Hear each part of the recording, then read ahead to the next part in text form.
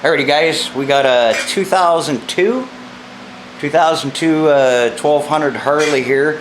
It's got a sticking float needle. It's coming out the overflow, so we're going to do a quick video on how to clean the float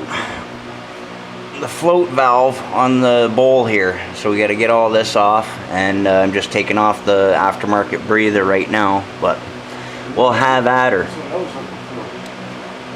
Okay guys, we're just finishing take off this aftermarket breather and everything. Alrighty. So now it's just a matter of these four screws, star head screws here. This one actually is flat because I actually cut the slot in there because the star was the Phillips head was stripped. So with a file, not a file but a hacksaw blade, I actually cut a slot into it to make it a flat head. So we'll get this turned off here.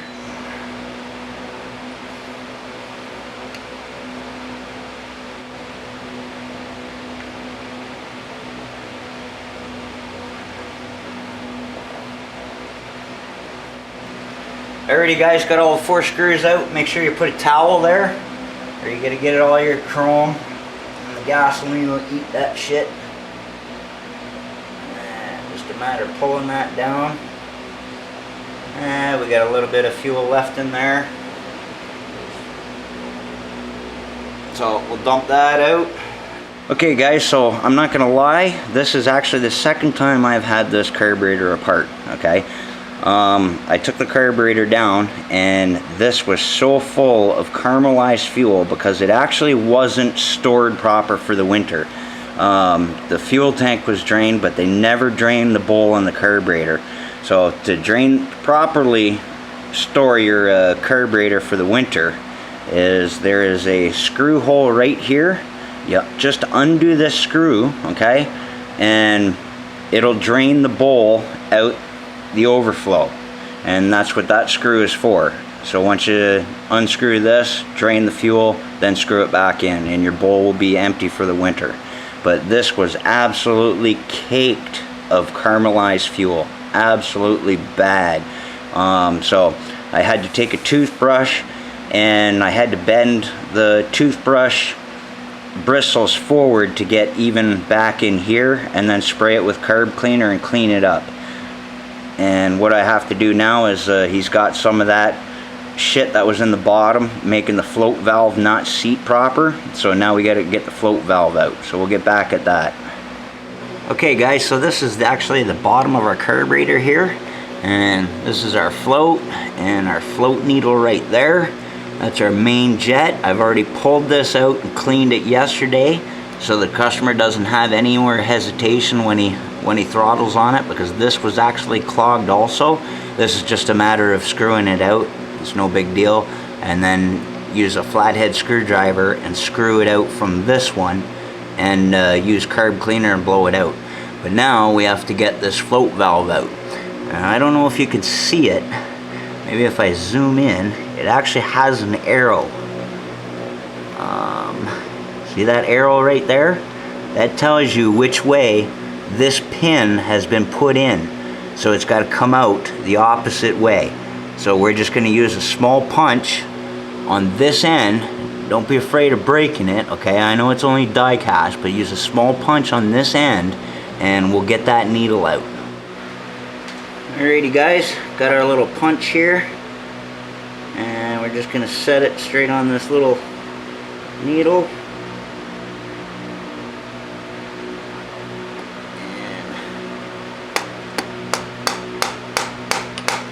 Tap, and it's not gonna come. Alrighty guys, sorry about moving the camera. I had to move some lighting here for you, and we did start it anyway. Did take some pretty good hits. I'm just using a poker here, and it did take a couple hits to get it started, but it's actually coming out, so we'll be good in a second. Just trying to get it centered is the hardest part.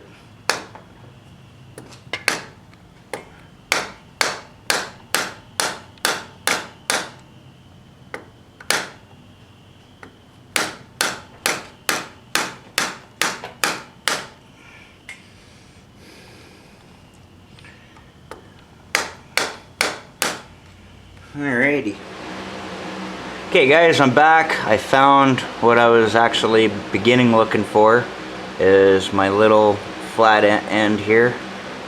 It's got a flat point. It's actually a small Allen key.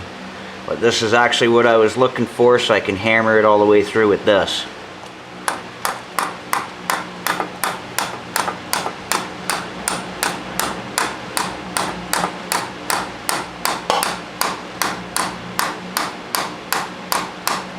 Coming out any? Yeah. Fucking hell.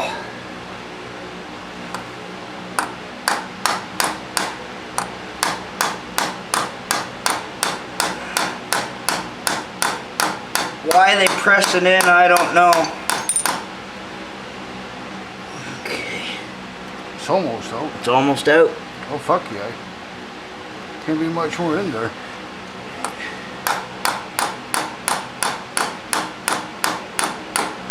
Yeah, I don't want it out all the way, just I want it enough that the float will fall out.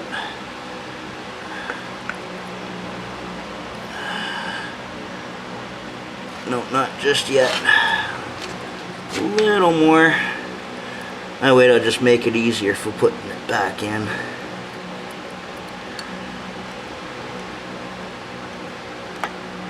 Oh shit.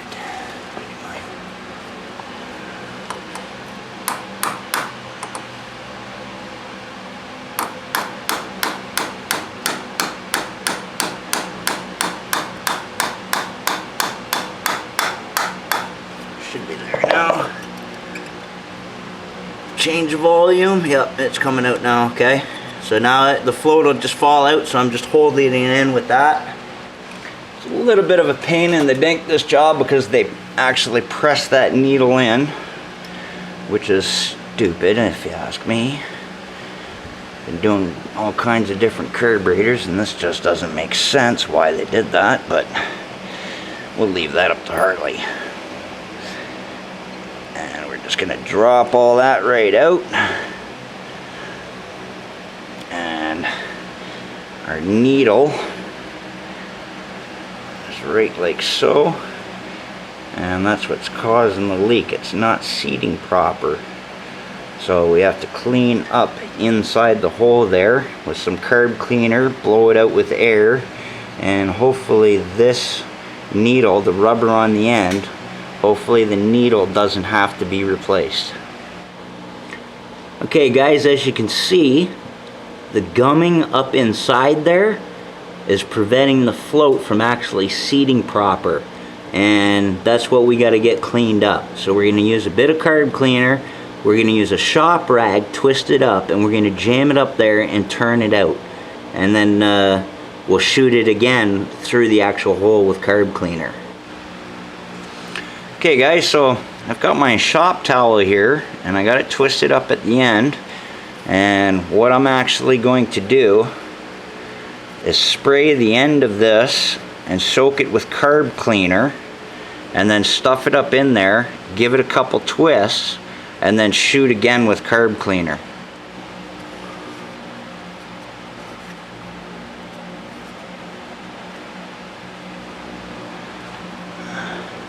Okay, so I don't know if you can tell, but actually how much yellow caramelized fuel is actually on there. I hope I can get this to focus a bit. But you can see the yellow caramelized fuel that actually came off. And that is what is causing the float not to seat proper. So we're going to spray up there now that it's decently clean. We're going to spray up, get the rest of the shit out of it, and then put it all back together. Okay guys, so I've looked over this, and the actual rubber seems pretty damn good on this. Needs a bit of cleaning, but that's not the problem I actually found. The problem I found is this type of sleeve. These risers right here, they were actually pitted with that caramelized fuel, and it was, when I was testing the float, pushing it up and down, this was actually sticking in there also. So I'm going to make sure I clean up this real good with carburetor cleaner and make sure these are absolutely smooth, and that way nothing's binding coming in and out when it comes up and down to make the seal. So you got to make sure these actually get cleaned also. So I got the actual valve in here. I've sprayed all kinds of carb cleaner. Now I'm just kind of rubbing it up and down on these and making sure these are absolutely spotless. So we're just going to turn that again and making sure they're spotless, because we don't want any chance of anything binding. But you can see at the bottom here how yellow it was from the fuel that was left behind. So just a reminder, make sure you drain the bowl when you store it for winter. It may not plug up your carburetor, but it happened to my buddy here halfway into the season of already riding. Some of the caramelized fuel came loose from the bottom of the carburetor, got sucked up and plugged it and left them stranded. So make sure that's all nice and clean. And that rubber looks really good. So now we're just going to repeat the process, putting it all back together. And if you're wondering, this actually sits hooked in to this, or actually, my bad, upside down. There we go. Goes like that. Sweet. Okay guys, so we got our pin pushed back in, and it's kind of a pain in the ass to hit with just a hammer. So I actually put a nut in there to steady it with this aftermarket breather, and that way I'm not pushing the carburetor over any. And what I actually used was an Allen key socket, and just hit on the end of this to push the pin in, so that way there was no chance of my hammer hitting the corner of the float and actually breaking it. Okay, so that's something to think about when you're putting it back together. Alrighty guys, so now it's just a matter of putting the 4 screws back in, and this actually fell out, as you probably seen when I was pounding, and this just actually connects to this lever right here up there, and that's basically just part of your throttle. Okay, so we're gonna get that back together and turn our fuel on. Alrighty guys, we're all done. Now if you want to know, this bike is for sale, and there's a link in the bottom of the description to the Kijiji ad. So if you want to know more about it and actually interested in buying it, it is raked. Yep, she's a beauty.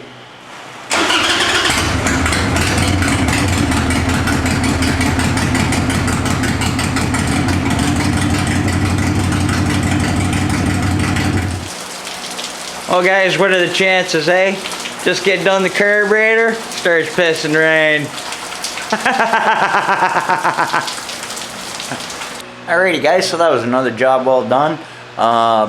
And when it come to that screw that was stripped and I had to actually make into a flathead, just remember, because everything is basically Loctited, or the die cast actually corrodes and it makes the screws really tight, and the owner actually tried to take off himself. So it's a good idea to put the screw head in there and tap the end of the screwdriver to loosen it up before you try and crank it out, and that'll loosen any corrosion, anything that the die cast caused to corrode and seize in the screw. But yesterday I quickly went to his place, but I had other stuff to do, so I tried to get it clean without having to take that float needle out, because of the fact that that pin was actually pressed in there, but we got her done. Brought it back today and did it properly, cleaned everything out. But other than that, mighty fine job. Yeah, my little buddy sleeping. Alrighty, cheers guys, and edit this up and catch you on the next video.